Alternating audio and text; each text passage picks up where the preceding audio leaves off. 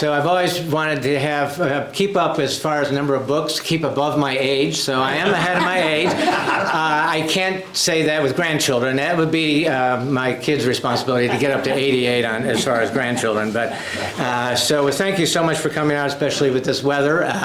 So let me go ahead and begin. Now, I have always wanted to be a writer since about the first grade, and I credit my early passion for writing to none other than James Michael Aloysius Pastapoodle Inkaboodle Ketchmark Mordecai Murphy O'Shea.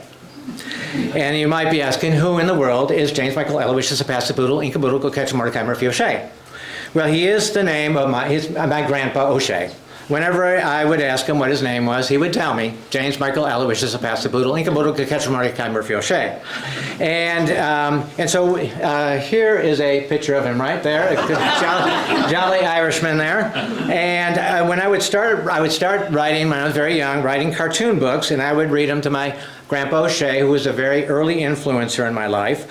I mean, back then, influencers operated the old-fashioned way, one-on-one, rather than millions of Instagram followers. But I really wish I had the technology that we have today to produce my books in grade school, because I would have gone wild with the possibilities. And maybe it was the lack of technology, or technological distractions to be exact, that pushed me in the direction of books in the first place. But, oops, I guess I should remove the staple on this, it's a lot easier. And then here is the O'Shea clan, the O'Shea cousins, some of them, there's another one added, and I'm on the right, a back row there with the Army helmet on, so, and my brother and sister and Grandpa O'Shea. But we didn't have computers to create your own typeset pages, of course, and we didn't even have decent photocopy machines back in the 1960s. I remember it cost 10 cents to photocopy one page at the local library, and the quality was actually horrible. It was on these really glossy paper, and you could hardly see anything. And besides, 10 cents per page was way beyond the budget of my publishing empire. So whenever I created a book in grade school, I had to handwrite it, and then I stapled it together for the finished product. So I had a kind of a publishing empire. The peak was somewhere around 4th or 5th grade. I think I wrote over about 100 books, so I got to keep up with that early output. And I did 20 books in one series alone. That series was my Man from Auntie spy series. So anybody familiar with The Man from Uncle? The two most popular spy shows in the 60s were the Mission Impossible and The Man from Uncle. So I did my version, The Man from Auntie. I did a whole bunch of books on the Flintstones, my own Flintstone series. I didn't get in trouble on copyright for that. I also had a Stoop, Nagel, and Bud series that my Grandpa O'Shea gave me the name Stoop, Nagel, and Bud, and I always wanted to use those names, but they're evidently the names of an old radio team from the 1930s. And then I also they had in my series, and I had my standalone books.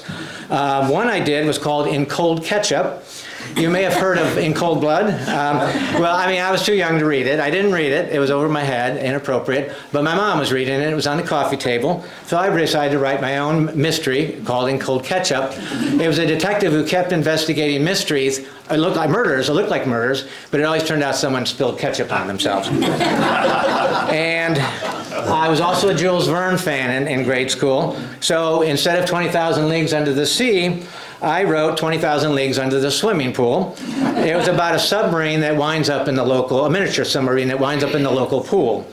So that would be a kind of a fun one to write now. So as you can see, I haven't changed a whole lot with my West Slide story, my VeggieTales book, as well as Frog Wars.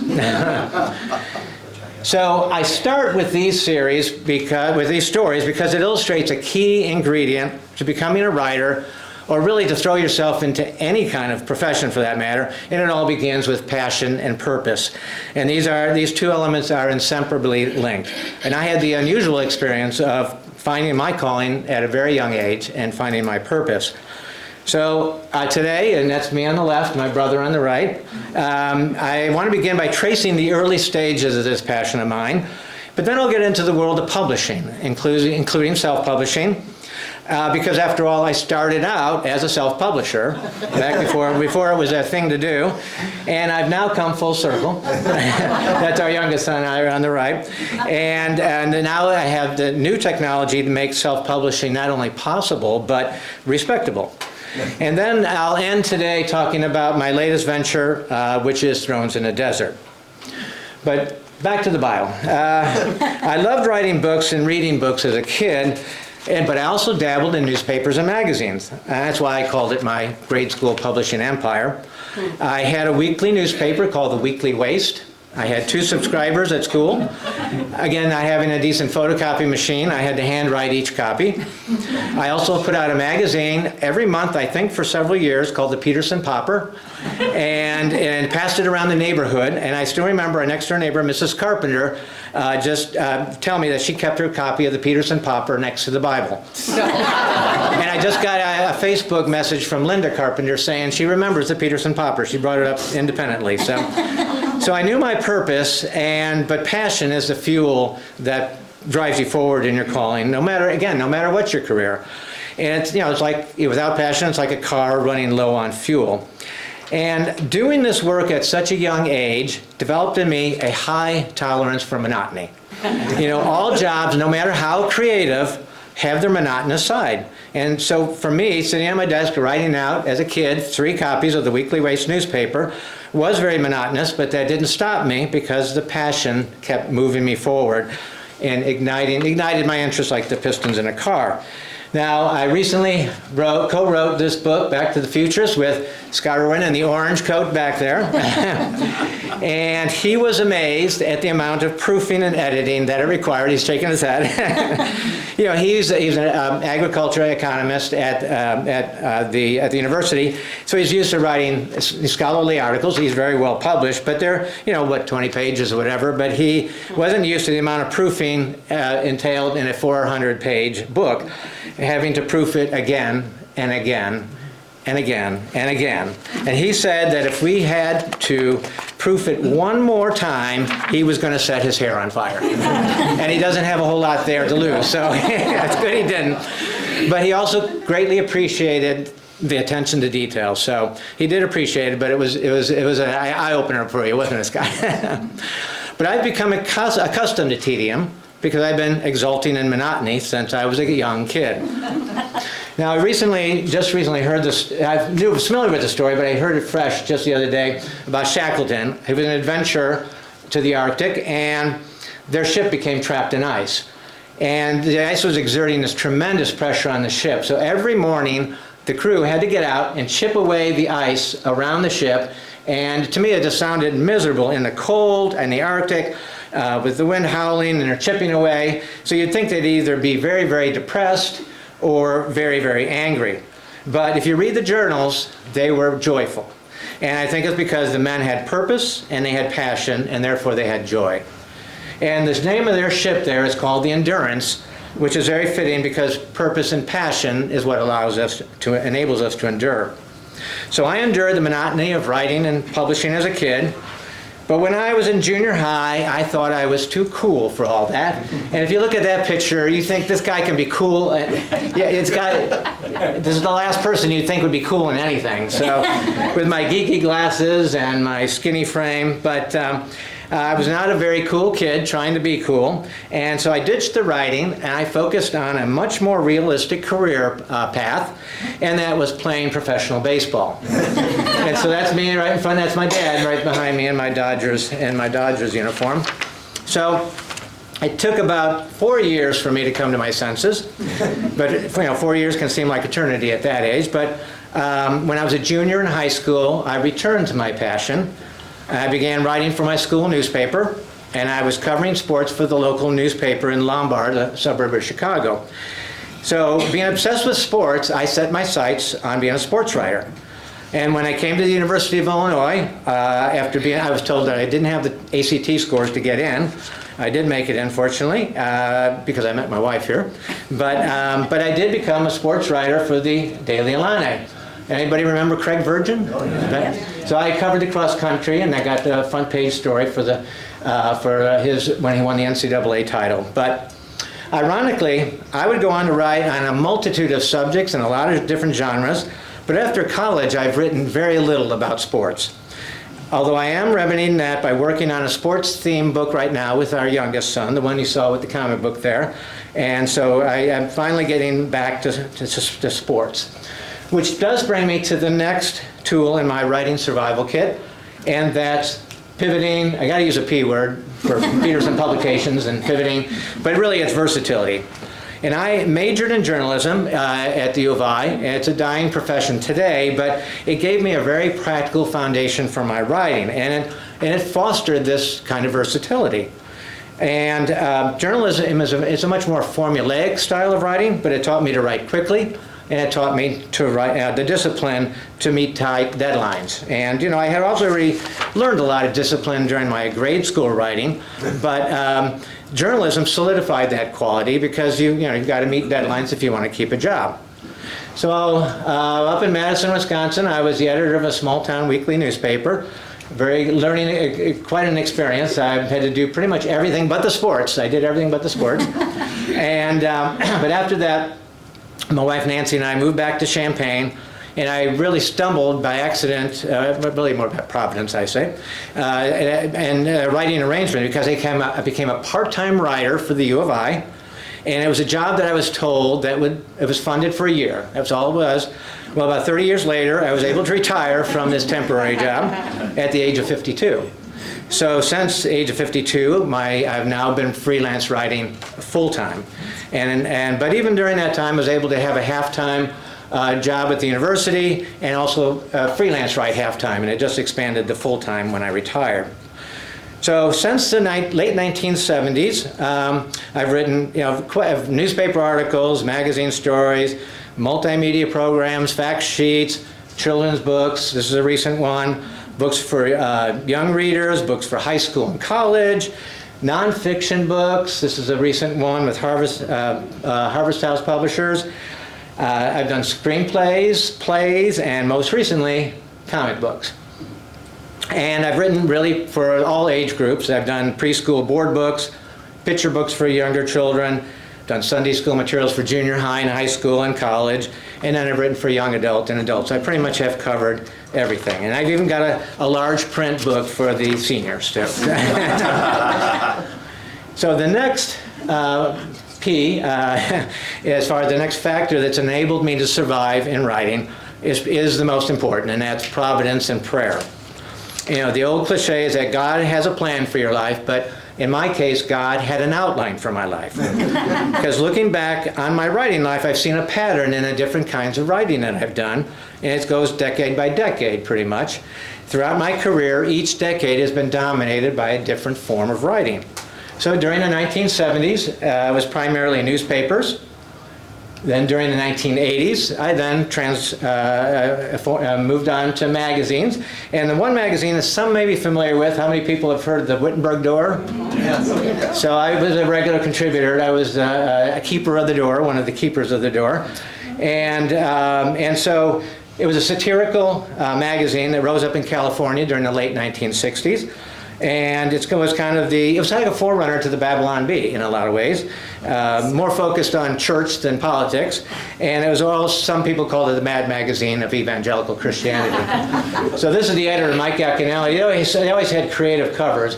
This one said, "As editor of The Door, I have been asked to publicly announce our magazine's wholehearted support for the women's movement and to declare our solidarity with our feminist sisters everywhere."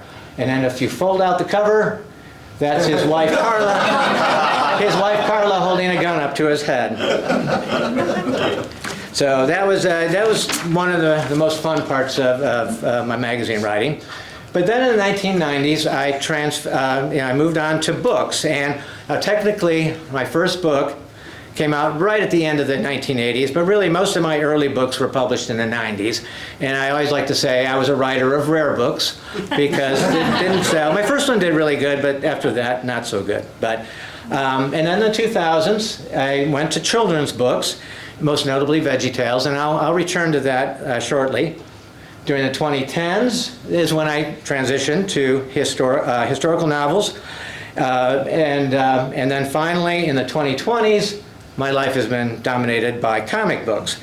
But during each stage, I didn't drop the other kinds of writing, except for newspapers. I don't write for newspapers, but I still do some stuff for magazines. I still write books, still write children's books, not VeggieTales, but I do children's books, still do historical novels. But right now comic books are kind of become all-consuming.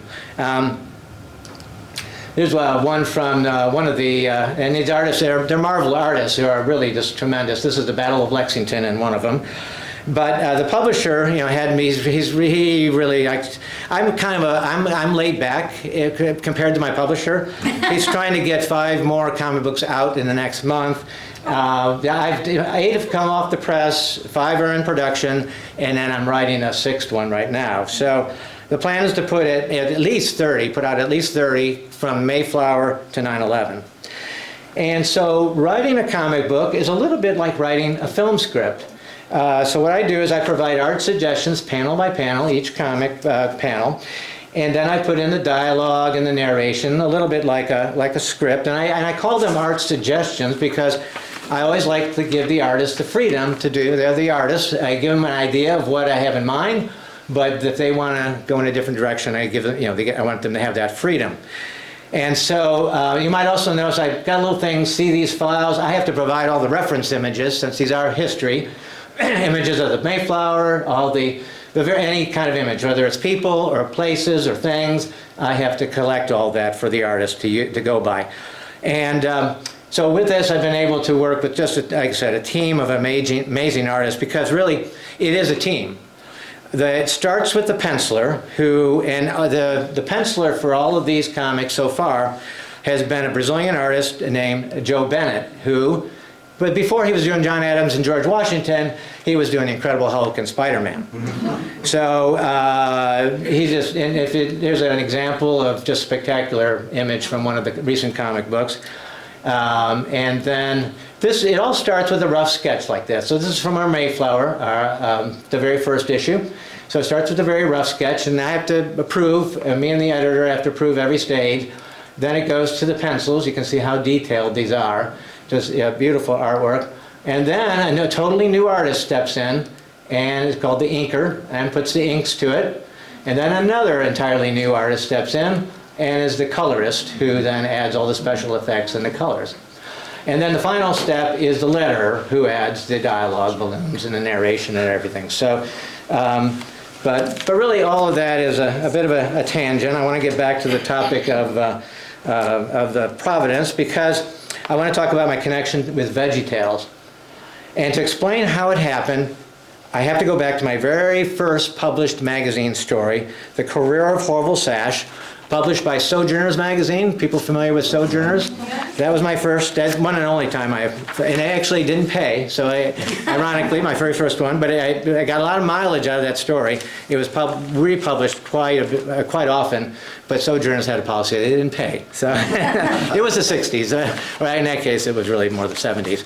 But I thought I'd take a quick break here to read. It's a very short story, one of the shortest things I've ever written. Oh, here's a little thing from, it was also in one of my first book, the Career of Orville Sash. So I'm going to read The Career of Orville Sash, and it begins this way. Once upon a time, in a city by the sea, there stood a skyscraper, spearing the clouds like a beanstalk. The company that monopolized the structure was Grinded & Company, its specialty, bug spray. Orville Sash worked in the lowest reaches of the building. He was a minimum wage worker, mailroom clerk. There came a day when Orville found a roach scurrying across the floor. As mailroom clerk, Orville had only bugs to bully. He raised his foot to flatten the helpless speck. "Spare me!" The bug spoke. A speaking bug? Such a creature is worth millions. Visions of money cascaded through Orville's mind, splashing like a green, crisp waterfall of Washington-faced paper. Orville spared the bug. His reward? A wish. "I wish to be promoted to the second floor." Granted. Orville's boss told him that very day. Orville marched into the second floor like MacArthur and Patton rolled into one. His efficiency apartment gave way to a 3-bedroom townhouse. Wait. Orville heard footsteps on the ceiling of floor number 2. There was a third floor. A higher level meant higher wages. Splashing, splashing, the visions of monetary waterfalls returned. Back to the bug. "Another wish? Are you sure?" asked the roach. "I'm sure." The next day, Orville rose to the 3rd floor post of sales coordinator. Goodbye, townhouse. Hello, cottage by the lake. No use. The promotions were kerosene to a flame. Desire grew, burned. Horville wanted the 10th floor. He wanted to swim among the green paper portraits of presidents. One more wish. It was done. Horville entered his 10th floor position like a sultan on the back of an elephant. Personal secretary, spacious office. His title, executive of sales. His new home in the suburbs gleamed like a sword. He had cut his way to the top. But no, can't be. Shufflings on the ceiling. More shoes. More people above his head. Higher. More rungs to the ladder. More power and money. Back to the bug. Under threat of death, the roach granted another wish. President of sales. Horville's new office outsized his old apartment. His secretaries numbered 3. Pack your bags, wife, we're moving to Holt Estates. These were big homes, lounging like lions at the edge of suburbia. On the elevator, Horville sought more numbers, more floors, more desire. Climb that waterfall. The roach was summoned. Another threat. What could the bug do? Another wish, another home, another office. Tragedy. A memo appeared on Horville's desk as mysterious as a mushroom. It came from the Executive Almighty. That meant Horville wasn't on top yet. Climb. Again, the roach was called before the Sultan. Another wish or I squash you with my penny loafers. What could the bug do? As Chief Executive Almighty, Horville's domain covered 6 floors, 94 to 99. 25 secretaries, all his, filed into his palace like 8 a.m. to 5 p.m. cattle. At night, their stalls were clean. Horville sat by the indoor pool on floor 96. The artificial wave system went out of control and tiny tidal waves raced from one end of the pool to the other. Banks of water met head-on like charging battalions. The walls echoed with the sound of splashes. The Sultan laughed in the dark. The next day, Horville discovered it by chance. A stairway leading up. Another floor, he scrambled up the stairs. He was on the roof, his concrete eyrie. Below, the city looked like a toy, a Monopoly game. Below, people were just plastic pieces to be moved about or swept off the table. He was the highest. Content, Horville headed for the stairway down. What's this? A boy by the edge of the building with his eyes closed? What are you doing? Praying. To whom? Horville's wish, to Horville. But it wasn't so. The boy's answer? To God. Who? Horville had left his theology book in the mailroom. The boy pointed a finger skyward. God. Panic gripped Horville. Was there a floor above him? He couldn't see it, just clouds. He couldn't hear the shuffling of feet. Do you mean there's an authority above me? Yes. The roach was summoned. Roach, make me God, make me the highest. Are you sure? He was. Put me in the type of position that only God would hold if he were on earth. The very next day, Horville began work in the mailroom.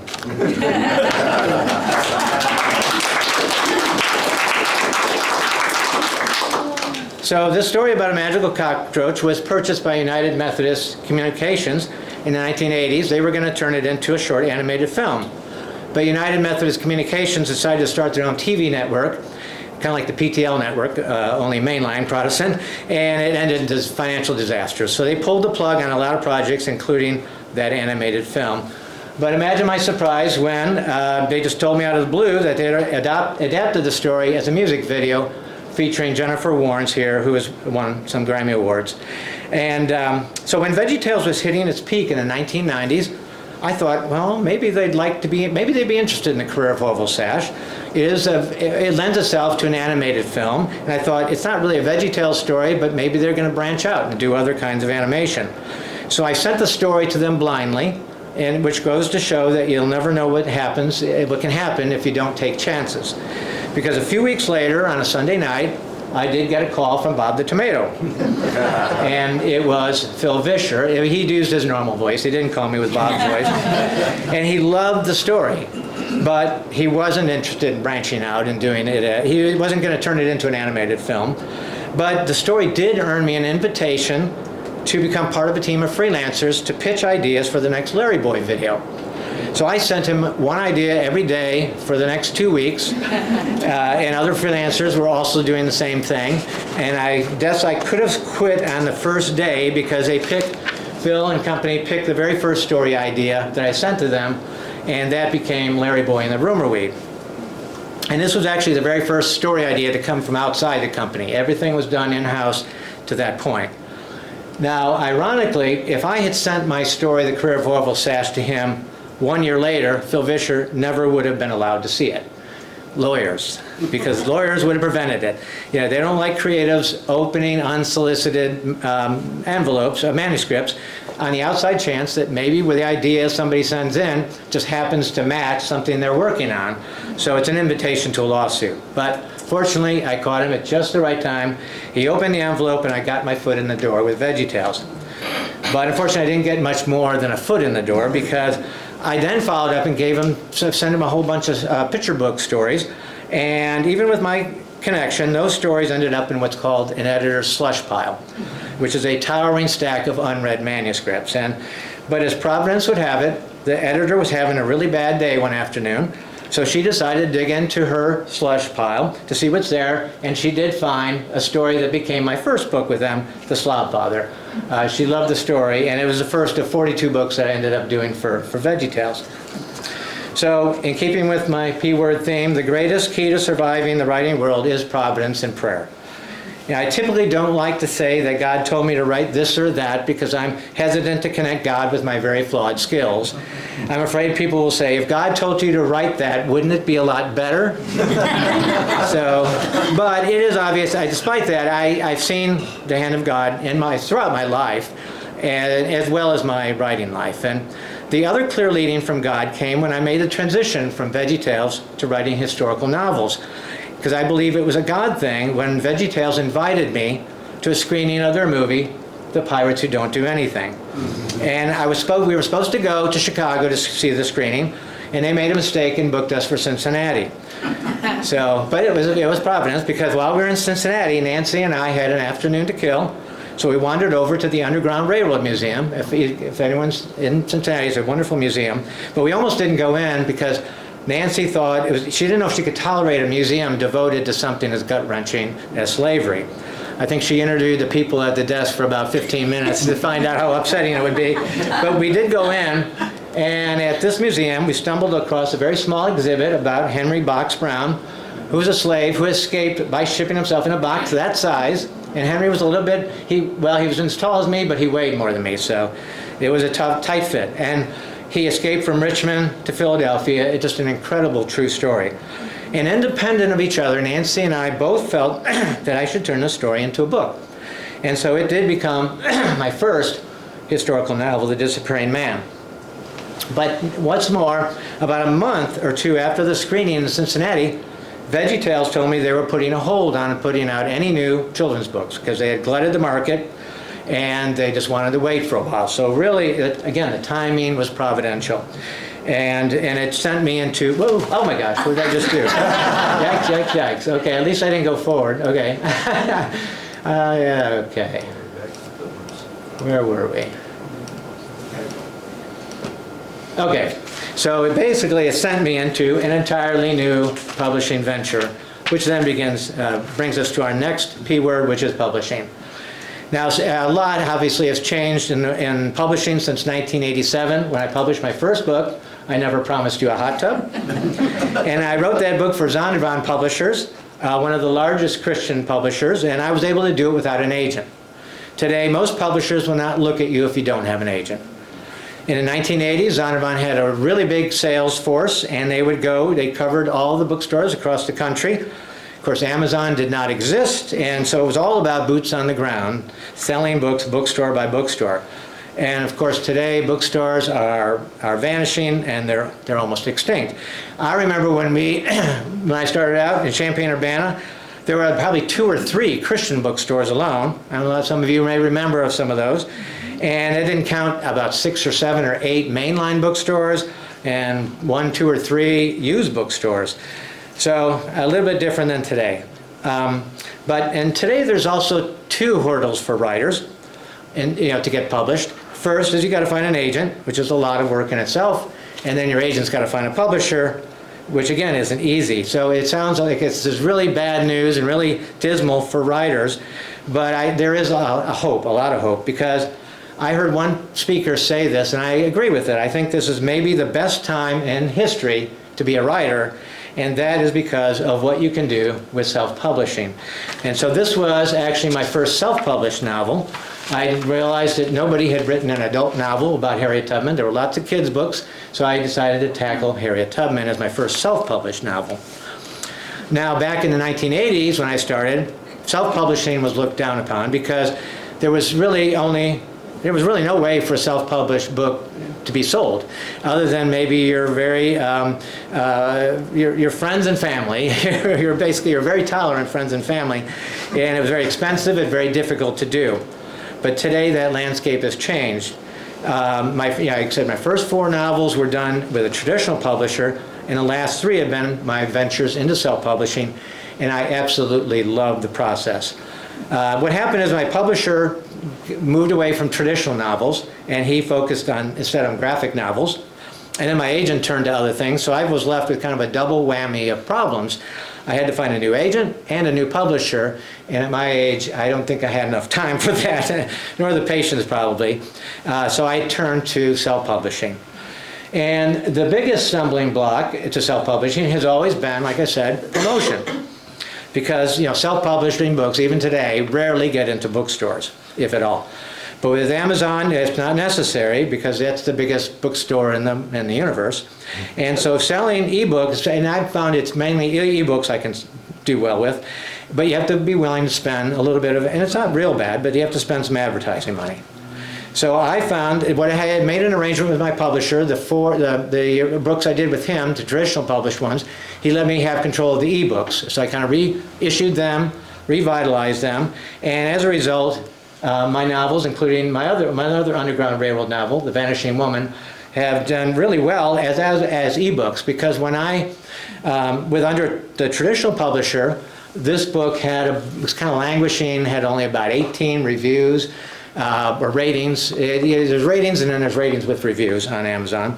But overall, they look at the rating number. And I only had like 18 or so. But when I started to revitalize these books, this one now has almost 900, it has over 900 ratings on Amazon. So I was able to sell a lot more ebooks than my publisher was ever able to do. So then there's a question, do you make much money in it? And the question is, no. I mean, if you are, if you're a bestseller, if you're James Patterson or J.K. Rowling, just if you're not them, you don't expect to get rich from writing. But I always had a steady but modest income from my other forms of writing, the other things I was doing. So I haven't had pressure to make money from my self-publishing. My goal is really then to get as many books out there, get a lot of people reading it, and hopefully come close to breaking even. And my ag economist friend who really crunches the numbers, I haven't crunched numbers on mine, so I don't know. But I think I'm close to breaking even. And then that brings me to the latest novel, which is self-published, is Thrones in the Desert. And to trace the inspiration for this novel, I go back to Ben-Hur, the Academy Award-winning movie from 1959, and of course its companion, Ben-Hurry, my VeggieTales book. But the movie had a huge impact on me spiritually as a kid. I'll never forget the scene where Jesus offered water to a very thirsty Ben-Hur, who was a Roman prisoner. And I also couldn't forget the bloody scene at the end where Ben-Hur's rival gets crushed by the chariots, and my mom told me I could hide my eyes if I want to, and I don't think I did. But I do remember they had a big impact on me. And what struck me about Ben-Hur is that the fresh eyes it brought to the gospel story. The movie wasn't about Jesus, but it was about this character Ben-Hur, but the Messiah haunted every frame of that movie. And that has really stuck with me. And so, when I decided to write my first biblical novel, Thrones in the Desert, I decided to center it around not one fictional character like Ben-Hur, but 5. I call it The Game of Thrones meets the Book of Luke. Because if you're familiar with the Game of Thrones, they follow like a dozen characters throughout this fantasy world. And I decided I better stick to a more manageable 5 characters. So I'm focusing on a slave woman, a bodyguard in Herod's palace, the daughter of a zealot, a tax collector, and a Pharisee. And like Ben-Hur, Jesus is not the main character, but Jesus is behind every scene.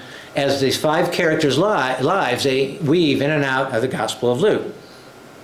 Now, I think one unique feature of this novel is its structure. Thrones in the Desert has 12 chapters, and each chapter directly corresponds with the first 12 chapters of Luke. So it doesn't try to get everything from Luke into every chapter, but I have something gets touched on from Luke in every chapter of Thrones in the Desert. So as you're reading the novel, you're going through the book of Luke. And the second book in the series, which I hope to have out by the end of the year, is Swords in the Desert, and it's going to follow the same characters through the last 12 chapters of the book of Luke. And then I've already begun developing ideas for Fire in the Desert, which would follow the first half of Luke's companion book, which is Acts, the book of Acts. And then along the way, so the same characters, but along the way, not every character will survive. I'll always keep 5, but not all of them will make it. So, my other inspiration for Thrones in the Desert, besides Ben-Hur, was my pastor, Seth Curlin, who bears little resemblance to Charlton Heston, and as far as I know, he's never been a galley slave on a Roman ship. Although he did have some amazing adventures. He sailed around the world with his mother in high school, and he did have some incredible adventures, but I don't think she ever forced him to row like that. But Seth was doing a sermon series on the book of Luke, and he spent about a whole year, and it inspired me to select that particular gospel. And as I learned later, is that Luke was the one who had a real eye as a historian. And so it was really the ideal choice for someone who had been writing historical novels. And so by choosing to view the story through the eyes of 5 fictional characters, I avoided something I didn't feel really comfortable doing. I didn't want to fictionalize the gospel, let alone Jesus. And so whenever I write a historical novel, like The Disappearing Man, my aim is to be as faithful as possible to the history. But it's inevitable that you have to create fictional scenes. And even if it's based on a real scene, we don't know the details. I had to create the dialogue and sometimes a setting. So, like for instance, The Disappearing Man, that's Henry Brown, a picture from way back. It was based on 2 slave narratives. One was written in 1849 and the other in 1851. And there's a wealth of wonderful details in these narratives, but they left out a lot of key things, particularly Henry Brown's relationship with his wife, Nancy. So yes, his name of his wife was the same as my wife, so that helped me to connect over the years with him. And their relationship was the emotional core of the story, so I had to create scenes about how they met, and then how they courted within the slave system, and then how they came to be married. We don't know any of those details, so I had to create them out of thin air. So I have a rule when writing historical novels, and that is I will add to the history, like that, but I don't change the history. And so far I've followed the rule faithfully, except in one glaring instance, and that was my first novel on The Disappearing Man. The editor and publisher insisted that I change one element of Henry's story, and I can't tell you, I would tell you what it was, but it would be a major spoiler. But that's the only time that I've violated that rule. Novels and films are continually changing history, condensing it, doing all kinds of things with it. But, when I'm dealing with real life characters, I always say I want to add to the story, but I don't want to change the history. So that brings back to the question of fictionalizing the Bible. And I can't say that I'm opposed to it. I'm just saying that it was really out of my comfort zone to put words in the mouth of Jesus. So, how many have seen The Chosen? Probably a lot of you have.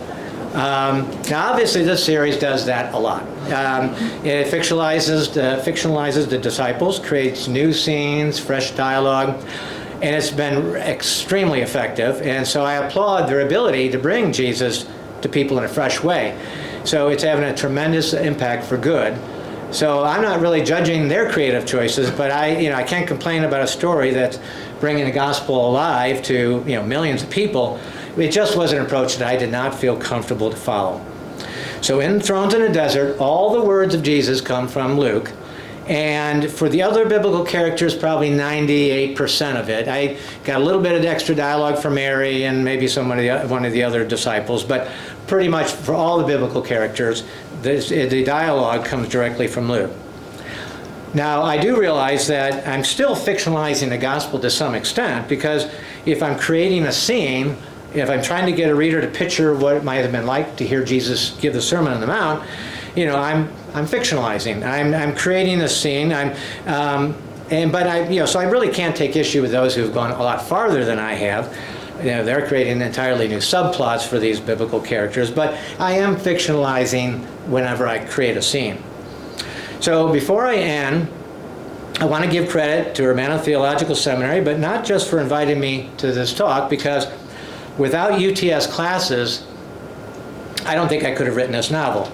I had classes with Ken Cuffey in Old Testament and New Testament, many other classes, and I think that I've learned more about the Bible in the last 8 years than in the first 60 years of my life.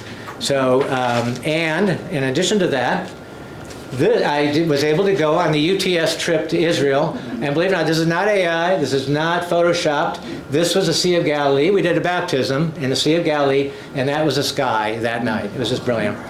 So anybody who wants to, well, I guess not now is not a good time to go to Israel, but when they restart those trips. But so whenever I write a historical novel, I do make a point of visiting the location of the story, and UTS made that possible for the Israel trip. So I'm going to end where I started. As a boy, I loved to write and publish my own stories through Peterson Publications, and as a 68-year-old, I've returned to self-publishing. But now I have the tools to create my own books, and I'm having the time of my life. I'm recapturing my childhood, which maybe I never left if you looked at the VeggieTales books that I've been writing. And if you're interested in learning more about self-publishing, how it works, or anything about writing or publishing for that matter, I'll be able to address that during the Q&A. But really, self-publishing can work, and it's gained a measure of respectability today if done correctly. Some best-selling authors will do both. They'll publish traditionally, but they've got a good following of fans, and they'll publish some self-published novels on the side. So I still write some for traditional publishers, but my novels, I have no plans on taking those to a traditional publisher, maybe if one came to me, but right now I'm having such a good time doing that. And that brings me to my final key to surviving the writing life, and that is playfulness. Because I started out my life writing books as soon as I learned the alphabet at St. Alexander's grade school. And I plan to write for as long as my brain keeps functioning, assuming it's functioning today. But the playfulness is what makes writing a joy, even when I face the most monotonous chores, which we had talked about, proofing and editing. And I don't think anyone has captured the playfulness of childhood better than G.K. Chesterton in his classic book, Orthodoxy. He said, "Because children have abounding vitality, because they are in spirit fierce and free, therefore they want things repeated and unchanged. They always say, 'Do it again,' and a grown-up person does it again until he is nearly dead. For grown-up people are not strong enough to exult in monotony. But perhaps God is strong enough to exult in monotony. It is possible that God says every morning, 'Do it again to the sun,' and every evening, 'Do it again to the moon.' It may not be automatic necessity that makes all daisies alike. It may be that God makes every daisy separately, but has never got tired of making them. It may be that he has the eternal appetite of infancy, for we have sinned and grown old, and our Father is younger than we." So every morning, I plan to say, "Do it again," as I sit down to write, and every day I plan to exult in monotony. Because every day I seek to create. Because as J.R. Tolkien once said, we create because we were created in the image of a creator. Thank you.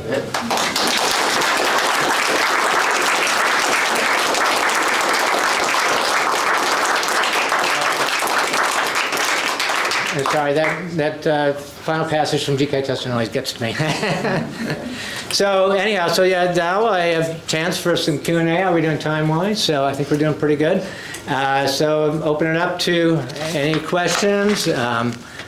Okay, Francois? I wonder, where did that passion for writing came from? I think it is a passion to create. I mean, I had to keep my talk to it's at 35, 40 minutes, but I could have gone on about other things. I love to create worlds. I was a world builder. I envisioned that my house was Chicago. Our next door neighbor was Milwaukee. I think I gave different names to them. The next neighbors were New York. And I could have envisioned that it was a little world. I remember I had a presidential inauguration in my bedroom for the president of my country. And I know there was the pillars in our basement was in the expressway, kind of the L. I guess it was the L in Chicago. So I did like to do creative worlds. I remember one time in grade school, they had the way they had positioned, we were facing other students, right, directly face to face, and I was right across from the cool guy, and I thought, oh, how can I just face, so you saw that picture of me, I was not cool. And so I got him playing, we made a little world out of erasers, and eventually everybody in the class, every eraser they made families. Sometimes the erasers got pregnant, and you broke off a little eraser, and had little eraser children. And so I got the entire classroom to create. So even though I had a cool guy across, he evidently was not too cool for that. So I think it was just really that passion to create. I love to create worlds. And it's really imagination that drove you to write. Right. And that's why from such a young age, I started like around first grade or so to start writing, drawing pictures, and like I said, showing it to my Grandpa O'Shea. Other questions? I have a question for the people here. I'd like to get your opinions. What do you think about the idea of fictionalizing the Bible? Anybody have any opinions on that? I'd be interested to hear. Again, I'm not saying I judge it. It just wasn't something I felt comfortable with, and I also felt like I could bring fresh eyes to the gospel. Yeah, I thought about that, and I was thinking, like you said, when you fill in, the settings and stuff like that, every, classic painting and things like that, the Return of the Prodigal, all that stuff, I mean, it's always, Right. things are filled in. Anytime we visualize anything more than what's there, what color are they wearing? I mean, Right. Anytime it's fictionalized, it's just, I guess, the word, and maybe it is just the word, that the Bible is the word, and that's probably the part I had the hardest time with. Sometimes in The Chosen, I really love The Chosen, but sometimes they'll just say, they don't use the word dude, but there's things that are similar to that. And it takes me out of the moment, I think, too. So, yeah, Mark? I was going to say, yeah, if you've ever read Walter Wangerin. Oh, yeah, I have, yeah. Like The Book of God, where he basically retold the whole story of the Bible from beginning to end. Yeah. And I remember when I started reading it, I was kind of like, well, is this okay? And as I got into it, it opened up, and by bringing in cultural and historical facts to bear, making me more aware of what was going on in the world at that time and what things looked and smelt like and felt like. Right. It brought it alive in a way that then when I went back to the source, to the Bible, I got more out of that as well, because I brought some of that other knowledge back. Yeah. There are those who have written and distanced themselves so much from the original setting and people and names, but have taken the messages and the concepts and the philosophies and carried them forward in a different setting, not to do anything other than tell a story without its confusing someone else's interpretation of the first story. Or in this case, You're talking about, they'll have a story kind of like maybe in a modern setting. They might tell like Cain and Abel in modern. But Yeah. what was that, Dragnet? It said names and faces have changed. Well, actually, the Slopfather was a spoof on Dragnet. It was sort of like Bob and Larry. So the line was, "I carry a badge." Well, Larry always says, "I carry a badger." So in the detective things, he's always carrying a badger everywhere he goes. So that was, for those who may not know, it's an old 50s radio show and a 60s TV show, Dragnet. But anyhow, that's off the I'm subject. 68 too. So. I got you off the subject there. You were saying. Well, I was just saying, I guess, if to avoid any kind of concern that you might have that you would inaccurately or fictionalize what is to be taken as true, you just take several steps away from it actually representing, and catch the meaning in a different setting, a different time, a different space, a different set of people. Right, and I think that works well. And again, I don't have any criticism for The Chosen, other than sometimes I'll go a little crazy with the language. And but yeah, it is a good way to do it. Like East of Eden, that's one of my favorite novels, and that's of course Or C.S. Who was that guy? C.S. Lewis. He's got a lot of symbology in it. Yeah, I should put a melody. Maybe I should put you on the spot. So what, I mean, this is what you deal with all the time. I'd like to hear what you say. I think it can go two ways. On the one hand, it can certainly help people who either think they already know it all and are bored with the Bible, help them see it through new lens, think differently about it. But I also think there is a danger of, I mean, to be fair, our culture, we don't read as much as people used to. I think that's a fair thing to say, right? Yes. So I think there's a danger that for some people that might replace the scripture, and then they don't go back and say, what is the real story? So every time a book, I would say every time a movie of any sort brings people to the original book, it's a good thing. It can go farther than maybe is always wise. Yeah. But yeah. But I mean, I guess discerning audiences know that. They go in knowing this isn't, it wasn't a documentary. No one's out there with a camera filming Jesus, so. Ask Pierce, ask Pierce. Yeah, and actually I should mention about Pierce, so because in the spring, he's going to be leading a class, I think it's like Jesus on Film. And basically they will be looking at all the different ways Jesus has been portrayed in film and TV. And so it sounds fascinating. We took a film class with them this past semester, and it was great. So if you're interested in this topic and just seeing all these different approaches, and obviously there are the very controversial ones. I've never seen the Last Temptation of Christ, but I don't know if we're seeing that one. I shouldn't be on the spot, but we will be seeing, and there are, people, because that's the one thing I was worried about. Am I bringing my own agenda to the movie? And I mean, I guess every writer does. I mean, so I can't really avoid that. So that's why I wanted to stick as much the biblical content to being straight from Luke. And it just gave me the freedom of having these character stories. I mean, it's still the bulk of the story, how they interact with all the different chapters of Luke. So, but. Yeah, so next spring, that class, if you're interested. Vern? Talk about your film.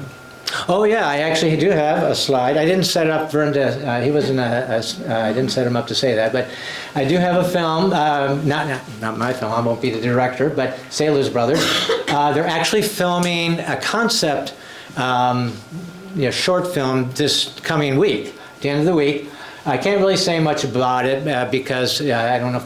This was online. They've put it on the website, so I know I can at least say it's coming out.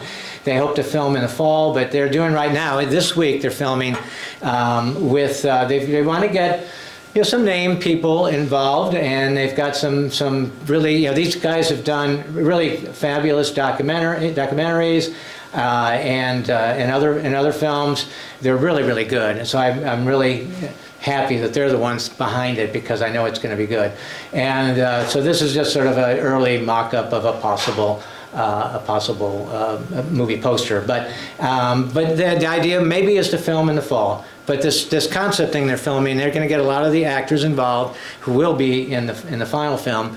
They want to then raise some additional money. They got all the development money, but they don't have quite enough to pull it all together. So, but this hopefully what they're filming this week, they'll be doing 2 days of filming. So I'm pretty excited, because This Very Man came really close over 8 years. They get really close. It was a different company, totally different company, to getting the money. Then it would fall back, and then they'd get the money, and it was like 4 to 5 times over 8 years. They came close, and it never happened. So, but this is moving very quickly, and it looks like it probably will happen. So anyhow, the interesting thing about, so my comic book company that I write the comic books for is also behind Kingstone Studios. Kingstone is my comic book publisher. They're getting into film, so it's also a connection to my comic book publisher. And so this is public knowledge, so I can say that Kingstone, and this is ironic because it's another connection of mine, but they are reviving VeggieTales. So they have a deal with Universal Studios. Universal owns the rights to VeggieTales, and Kingstone has made a deal with Universal, and they're going to be. They've started. I know there's a writing team that's already started in on it. So I don't know when it'll come out, but VeggieTales will resurrect again. So it's kind of come up, and then it's gone down, and it's come back, and so it's coming back again. So, but it is ironic that this. company that I'm doing comics with and this film with are now bringing back VeggieTales. So, Ironic or providential? Providential, yeah, right. There we go. Providential. So, but yeah. So as far as that, I do have that novel. I have all the 7 different novels at the back there. But any other questions? Oh, back there, yeah. I have a really picky point question. Uh-huh. So the story of the guy in the box. Henry Box Brown. Yeah, the Vanishing Man. Yeah. So I read that, I don't know, a while back, and I was sympathetic with the guy and everything until this wasp Oh. appeared in the box. And I'm just so curious, was that part of the actual details, or did That you is put fictionalizing. that wasp? So I did add, I didn't want to, he's getting there for 24 hours. I had to have other things happen to him. I mean, he had some pretty awful things happen. He was put on his head upside down for I can't remember, 4 or 5 hours. And he was on a boat with some men standing right by. So he had to be totally quiet, right there, upside down. And so until they eventually decided they wanted to sit on his box, so then they pushed it down. But, so he had some pretty rough ordeals, but I decided to add some more. So, in fact, when we did the screenplay with the company out of New York, I worked with another guy on the screenplay, and he added more. So we made his life out even more miserable in that box. So, which again, it follows my rule: add to it, but not change. And actually, interesting. When I was doing the screenplay, the screenwriter, when he found out what I told him what had to be changed, what my publisher required to be changed, and he didn't like that, so he changed the ending. He just ended the story sooner instead, yeah. And so basically, yeah, the thing that was changed in the screenplay was not changed. So, yeah. So that was with Disappearing Man. He didn't have a wasp in the box with him. So. I'm glad you did. I know a friend of ours talked about how excruciating it was, because I did have the wasp land on his eye, and so being paranoid about whether he's going to get stung in the eye sounds like a pretty awful thing. So, trying to think of the most awful things that could happen to somebody in a box. Other questions? Oh wait, Pierce? So you're working on graphic novels, comic books right now. Do you think that you'll stay with that as well as writing, Thrones in the Desert and their series that follows? Yeah, I'm trying to do it all. It's kind of hard because my publisher, he likes to move fast on things. One time he did ask me on The Disappearing Man, when we had some people interested in the book, he said, "Can you write a screenplay this weekend?" And I did, actually. I wrote the first draft of The Disappearing Man in 2 days. So he likes to move fast, but it's good. I like that because I move fast. So he moves, like I said, even faster than me. But so I think I will. But it is a challenge to find the time. I do have a discipline. I try, because I'm juggling so many things right now. I'm working on this book with my son, more of a middle school reader book, the one about is basketball related.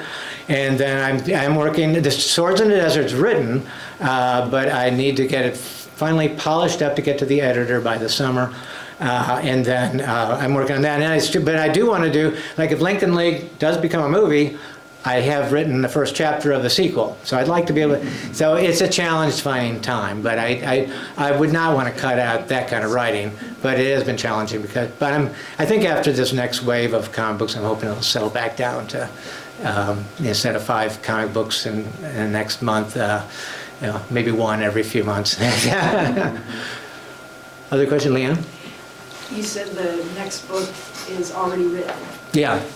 How long does it take then from that point to the publishing point? What are the steps and how long do those? For self-publishing or a publisher? Oh, okay.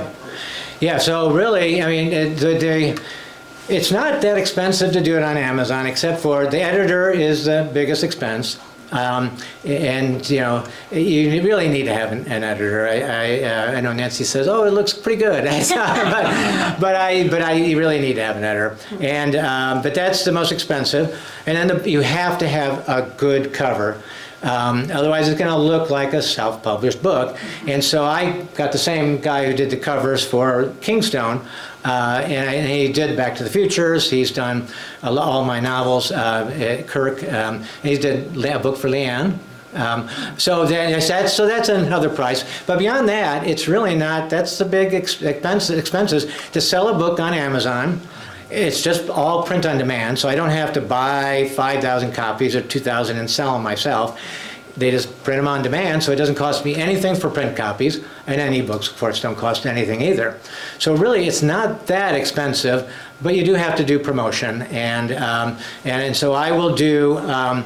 And this is getting a little bit in the weeds, so tell me if this is too much, but I found that being Amazon exclusive for fiction writers is really good, and what that means, you're only going to have your book on Amazon. So my books are not on Apple, they're not on Nook or anything like that, because then that allows you to be in Amazon Unlimited, their book club. And I get about 50 to 60% of my sales through the book club. So, and that's much bigger than I'd ever get from Nook or any of the others. So, if you're Amazon, if you just have it on Amazon, they'll let you in the book club, and then the way they pay you is by the page read. So you might, if I look on there, it'll tell you every day how many thousands, maybe thousands of page reads. And that's where I'm, especially with Thrones and Desert, which has really been out of the gate, probably the most popular one yet. Out of the gate, it's been you got to also pick the right categories to be in, and one of them is ancient history fiction, and I've been in the top 25 for pretty much continuous since it's been released. And that was unusual, and I haven't done any advertising, which is another thing you can do, is spend money on, but it's kind of questionable how effective it is. But really, the way to do it, though, is to get visibility, is to put it on to these promos. You're allowed to do one every quarter, and then you basically discount your book. I do either a 99¢, and if I really want to get a lot of copies out of there, I do free. And then what you do is you get a week to do that, and you sign up for these different promo sites. Kind of the granddaddy of them all is BookBub. Anybody familiar with BookBub?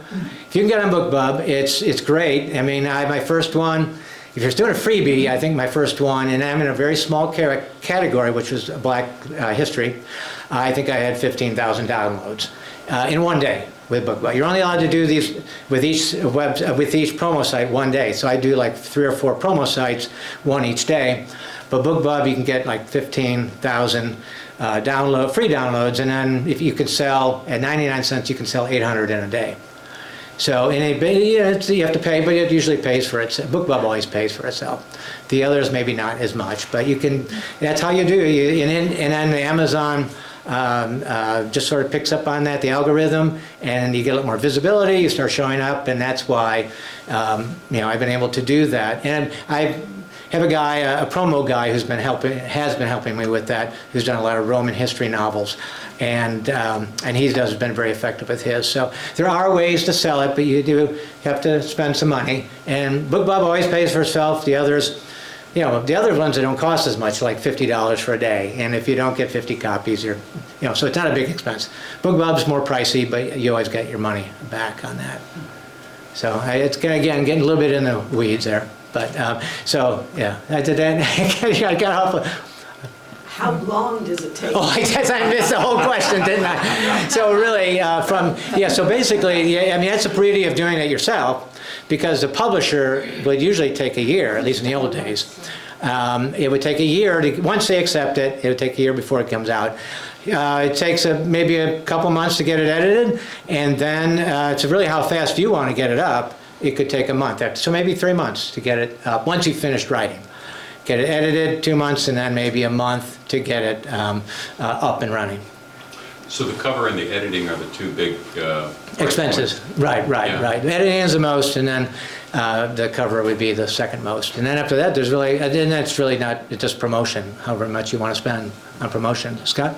You might mention your latest endeavor to learn the Atticus software so that you can actually produce the book. Oh yeah, and again, this all brings me back to my childhood, and it's really a lot of fun. I was having somebody, for the first 2 self-published book, I hired somebody to do the interior of the book, and then I realized they were using a program because it had some constraints that they couldn't do, and I thought, if it's just a program, I could do it. So Vincent, my promo guy, said, yeah, you could just use Atticus, that's our PC one, and I use Atticus, and so I'm able to design the interior. So on Thrones in the Desert, yeah, I did the interior design, or the program did it. But yeah, it's really fairly simple to learn. So really, that's not an expense. It used to be an expense, but now doing the interior design is not an expense either. And the other thing that happened is I got an invite from Amazon for any anti-AEI people. They may not like to hear this, but they invited me. They said, your book is eligible to have an AI Audible book. And I had not gotten around because I was so busy. I had always wanted to get an Audible book, or get an Audible book made, but you'd have to hire somebody. It's a complicated, expensive process. And so they invited me with all of the books except for Thrones in the Desert. And they said, you're eligible, so you go in, you pick your voices, and in 5 minutes you have an Audible book. And it's very good voice, very, very good voice. So you can pick, they already had an African-American woman and an African-American male, so I picked those for those, and yeah, in 5 minutes. So that's where procrastination paid off. I didn't get around to doing it, and I got Audible books for nothing. So eventually they'll probably give me an invite on Thrones in the Desert, I hope. But it was part of their beta testing program they were doing. And but that is putting, but yeah, so it's sad because the voice people are maybe going to lose jobs. And same with the graphic artists, because this was AI created. I didn't do it, but the Sailors Brothers did. That was AI created. I haven't fiddled with that myself. But I thought it was pretty impressive that they were able to do this. It fit the book so well. So that's a double-edged sword. It'll make things more accessible for people who want to get their books out there. They can use these tools to create it without going broke. But it'll be jeopardizing people's jobs, unfortunately, with AI. I'm curious what an editor does to the book. Like, how would it be different having edited it, not? Well, the editor, the last one was very, very, very thorough. There's different stages of them. I've had some that don't edit enough. I think the early stages, there weren't enough changes, and I'm thinking, did they really?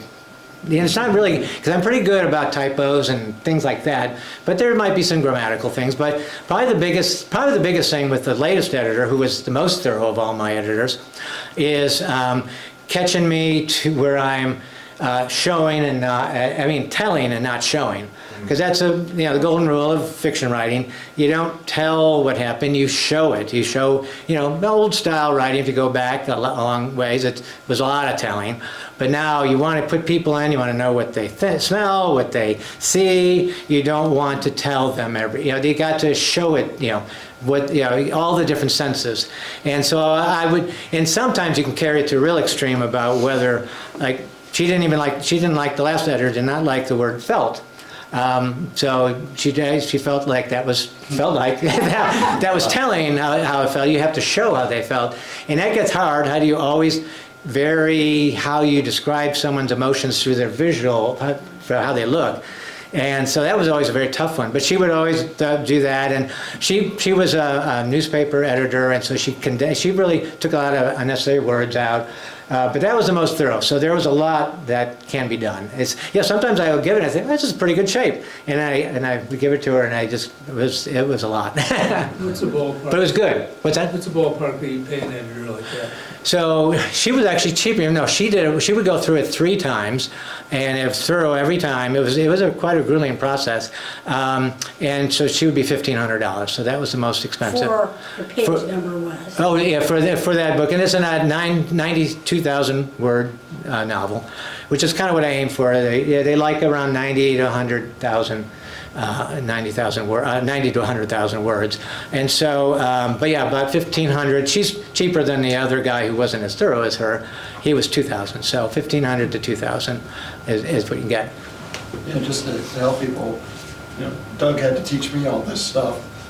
There's typically it's called a content editor. That they, as distinct from a copy editor. Doug and I did not use a copy editor because he was one. They're just like the flow of the stories, do the characters make sense, the settings, kind of a more high-level structure. and correct me if I'm wrong, Doug. Yeah, but I mean, she was a line editor because she's making really, I mean, I And think, then, yeah, you also can call them line editors. yeah. And so it's kind of the difference between an English teacher who's, you know, critiquing your outline in the first sense and your concept and structure, and the other one's going through line by line saying grammar, word usage, stuff like that. And they're Yeah, but she was more of a line editor, but I mean, I did have one with Disappearing Man. I had more of an overview guy, and he was great, because I was making a transition from children's books to fiction. I had never done it before, and he really revolutionized it. And I had to rewrite that novel, the first novel, The Disappearing Man, pretty extensively. And because, again, I was really going overboard with telling, not showing. I do much better now, much better, but still, and some editors can still catch me on that. But at that time, I was doing a lot of telling and not showing, and he was good about that. The other thing he was good about was voice, because I was doing, in my first draft of The Disappearing Man, a lot of what they call head hopping. And what it is, in a scene, I decided to go third person limited. So basically what that means is that every scene has to be from one person's third person viewpoint. So in that scene, it's got to be, if Henry Brown's in the box, you can only see what's in the box. You can't go in the same scene in Henry's thoughts and then jump into the thoughts of a guy outside the box. That's head hopping. And the problem with that is that it doesn't create as much intimacy with the character, because you're jumping around from character to character. If you really focus in on one character, then it becomes more personal. And so now the most extreme case is first person, of course. There you're really getting personal. Everything's got to be done through the eyes of that character. You know, you can't have anything that they wouldn't see or do, and that's too limiting, especially for historical novels. So I think third person limited is a nice compromise, because each scene or each chapter is only from one character's viewpoint. Most of them are from Henry's, but not all. There's like 5 characters interspersed in there. And so if there's a scene with one of the other characters, it has to be from their viewpoint. So that was the other thing that this editor really taught me. Again, it was showing, not telling, and then just picking the voice and really, but there are really good authors who do it. And I think I was reading Lonesome Dove, Pulitzer Prize winning novel, and it's a lot of head hopping. But I guess if you're a Pulitzer Prize winner, you can do whatever you want. But it does make it, you're more removed from the character when you're doing that. And so the most personal is first person, and then the most impersonal is the head hopping one. They call it third person, no, not limited, it's Amazon. Whatever, I don't remember the name. But and then third person limited I have found to be a nice compromise for that. It gives you a lot of flexibility. Other questions?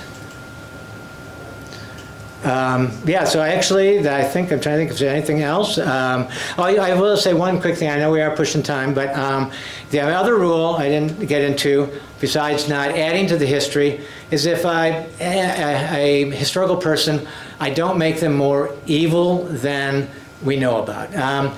Because, again, they're real people. If we don't know about them, I don't want to just turn somebody into an evil bad guy unless they really were. Like Henry Brown tells in his narrative, just a built-in great villain, John Allen, was the overseer in the factory. So that worked out really well. But if it's somebody you don't know much about, I figure if I'm going to fictionalize, I'll make them maybe nicer than maybe they really were. But if we really don't know, I just don't want to toy. Like, there was a movie we saw recently, a great movie, The Iron Claw, and it was about this domineering father, and then I heard later on that he maybe wasn't as bad as portrayed in the movie, and he's not alive anymore, but he is a fairly contemporary person. So I feel uncomfortable making somebody worse than they really were. So, or if you don't know, if you don't know, I'd rather err on the side of making them nicer than they really were. So that's just another rule that I follow with the characters. So, but well, thank you very much. I appreciate it. It was a great time.